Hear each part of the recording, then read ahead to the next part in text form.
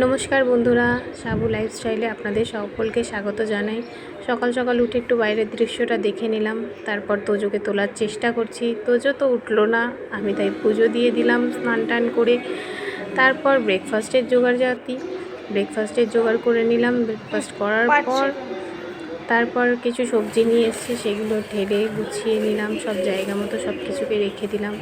জায়গা মতো রাখার পর তোজোকে একটু পড়তে বসিয়ে দিয়েছিলাম। ও পড়তে থাকলো আর আমি রান্না করতে থাকলাম। এবার দেখুন বন্ধুরা, সন্ধে হয়ে গেছে, তো বেরো যাবো আমরা, একটু দরকার আছে তাই বেরোবো। দরকারে বেরিয়েছি, কিছু কেনাকাটি রয়েছে, সেখানেই যাচ্ছি।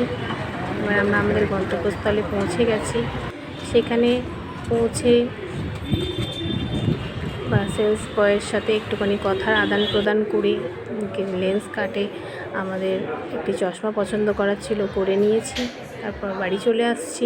যদি আমার ভিডিওটা কোথাও ভালো লেগে থাকে, একটা লাইক সাবস্ক্রাইব করে দেবেন, কমেন্ট করে দেবেন।